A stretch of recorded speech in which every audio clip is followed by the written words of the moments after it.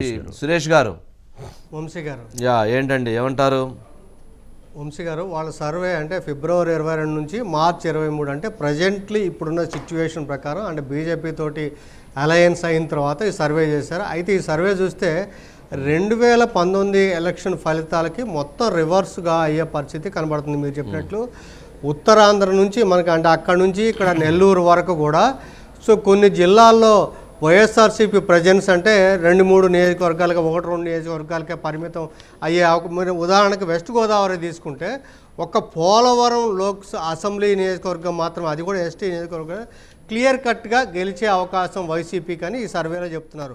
ఇంకోటి గోపాలపురంలో ఎడ్జి ఉందన్నారు, కానీ ఆ వెస్ట్ గోదావరి మొత్తం మీద 15 నియోజకవర్గాలు తీసుకుంటే ఒక్క అసెంబ్లీ నియోజకవర్గంలో పోలవరంలో మాత్రమే గెలిచే అవకాశం ఉంది అన్నట్టుగా ఆ రిపోర్ట్ వచ్చారు. అంటే కొన్ని జిల్లాల్లో వైఎస్ఆర్సీపీ మీకు తెలుసు 151 సీట్లు, అప్పుడు తెలుగుదేశం పార్టీకి మొత్తం మీద కూడా 23 వచ్చాయి 2019లో. కాబట్టి కొన్ని జిల్లాల వాళ్ళకి ప్రజెన్స్ 1-2 అన్నట్టుగా ఉంది. కానీ ఇప్పుడు ఆ పరిస్థితి మళ్ళీ ఇక్కడ పునరావృతం అయ్యే అవకాశం ఉందని ఒక అంశం ఒకటి.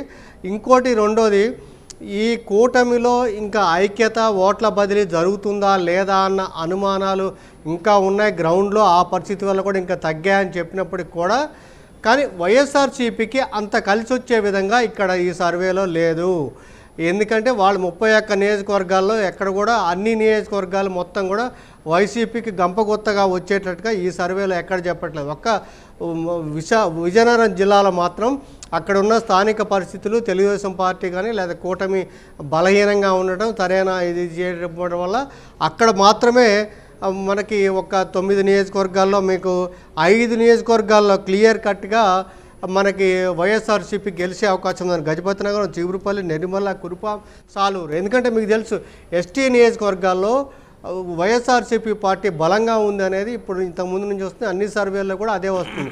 సో అదే ఈ సర్వేని ప్రతిబింబిస్తుంది వంశీ గారు. అయితే మీకు విశాఖపట్నానికి వచ్చేసరికి మొత్తం స్వీప్ ఇది మొత్తం మీద కూడా కూటమికి ఎక్కువగా ఉంది. ఉభయ గోదావరి జిల్లాలో మీరు అన్నట్టుగా డిసైడింగ్ ఫ్యాక్టర్ తీసుకుంటే ఈస్ట్ గోదావరిలో తీసుకుంటే వంశీ గారు కేవలం తుని, అనపర్తి, రంపచోడవరం 3 నియోజకవర్గాల్లో మాత్రమే వైఎస్ఆర్సీపీ క్లియర్గా గెలిచే అవకాశం ఉంది. సో మిగతా ఒక 4 కాన్స్టిట్యున్సీస్ ఏంటంటే కాకినాడ సిటీ, రామచంద్రపురం, గన్నవరం, రాజానగరం ఆ కీన్ కంటెస్ట్. ఇక మిగతా అన్నీ కూడా కూటమి పరంగా చూసుకుంటే వాళ్ళకే ఎడ్జ్ కానీ గెలుపు కానీ అనేది దాంట్లో స్పష్టంగా చెప్తున్నారు. ఉత్తరాంధ్ర వరకు 34 నియోజకవర్గాలు తీసుకుంటే వంశీ గారు వైఎస్ఆర్సీపీ 7 నియోజకవర్గాలు గెలిచే అవకాశం ఉందని, 2 నియోజకవర్గాలు ఎడ్జ్లో ఉందని చెప్పని ఆ ఉత్తరాంధ్ర 3 జిల్లాల్లో వచ్చిన అభిప్రాయం. అదేవిధంగా కూటమి 13 నియోజకవర్గాల్లో గెలుపు, 5 నియోజకవర్గాల్లో ఎడ్జి, ఒక 5 నియోజకవర్గాలు కీన్ కంటెస్ట్ అని ఇచ్చారు వంశీ గారు. ఉభయ గోదావరి జిల్లాలో 34 నియోజకవర్గాల్లో కూటమి 19 నియోజకవర్గాల్లో గెలిచే అవకాశం, 4 నియోజకవర్గాల్లో ఎడ్జి. అంటే మొత్తం మీద 23 34లో 23 నియోజకవర్గాల్లో వీళ్ళకి ఆధిక్యత అనేది ఇప్పుడు స్పష్టంగా కనపడుతోంది. మీరు అన్నట్టుగా ఎలక్షన్ సమయంలో అటు కావచ్చు ఇటు కావచ్చు, కానీ మొత్తం మీద 23 నియోజకవర్గాల్లో 34లో 23 నియోజకవర్గాల్లో ఈ కూటమి అనేది లీడ్లో ఉంది. వైఎస్ఆర్సీపీ 4 నియోజకవర్గాలు చేజిక్కించుకునే అవకాశం ఉంది, 1 నియోజకవర్గంలో మాత్రమే లీడ్ కనపడుతుంది. మిగతా కీన్ కంటెస్ట్లో 6 నియోజకవర్గాలు ఉభయ గోదావరి జిల్లా. ఇక కృష్ణా జిల్లా, గుంటూరు జిల్లా కానీ లేకపోతే ప్రకాశం జిల్లా కానీ ఈ 2 తీసుకున్నాం. కృష్ణా, గుంటూరులో తీసుకుంటే 1-2 నియోజకవర్గాల్లో మాత్రమే క్లియర్ కట్గా గెలిచే అవకాశం ఉందని వైఎస్ఆర్సీపీ, మిగతా అంతా కూడా కీన్ కంటెస్ట్. ఇప్పుడు నూజివీడు, పామర్లో మాత్రం వైఎస్ఆర్సీపీ ఎడ్జ్ అని మాత్రం ఇచ్చారు ఈ 2 నియోజకవర్గాల్లో.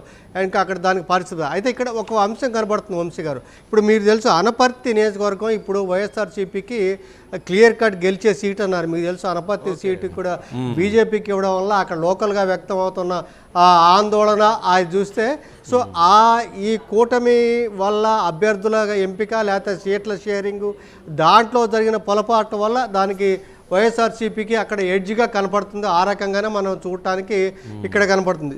ఓట్ల షేరింగ్ తీసుకుంటే గతంలో 49% వస్తాయి, ఇప్పుడు 38% ఇప్పుడు వచ్చిన సర్వేలో వచ్చింది.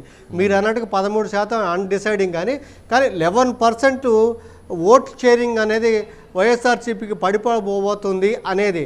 అంటే టీడీపీకి కూటమికి పెరిగేది 3% అయినప్పుడు కూడా వైఎస్ఆర్సీపీకి 11% పడిపోబోతుంది. ఆ రకంగానే ఇక్కడ ఫలితాలనే మనకి దీన్ని బట్టి వాళ్ళు ఇచ్చిన రిపోర్ట్లో అర్థమవుతుంది వంశీ గారు. ఓకే, రైట్ అండి, రైట్. సురేష్ గారు నెక్స్ట్